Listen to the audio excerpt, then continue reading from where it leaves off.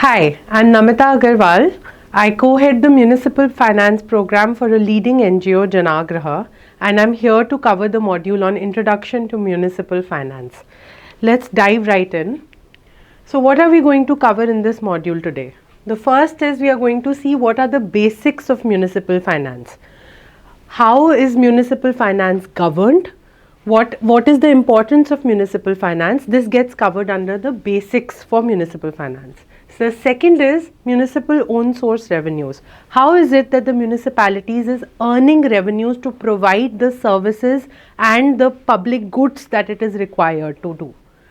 The third part that we'll cover is what are the kind of transfers that the municipalities get from state and central governments, and what are the kind of funds that they are allowed to borrow from the markets.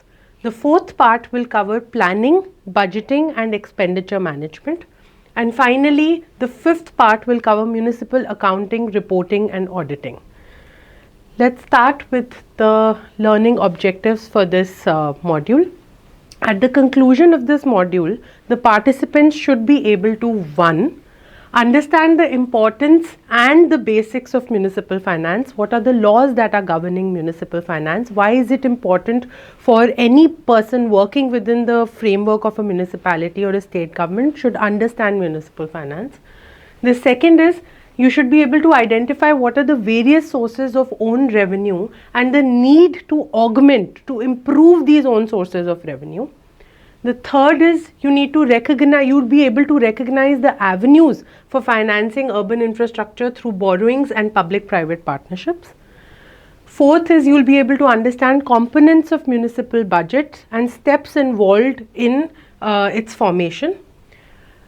Fifth is you'll be familiarized with the concept of medium-term fiscal planning, how it is a strategic financial planning tool for municipalities.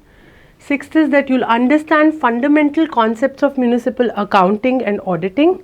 And finally, you'll be able to apply the financial data, you'll be able to understand the concepts and apply that financial data to support decision making in urban local governance. So these are the learning objectives that are expected to be understood by the conclusion of this course.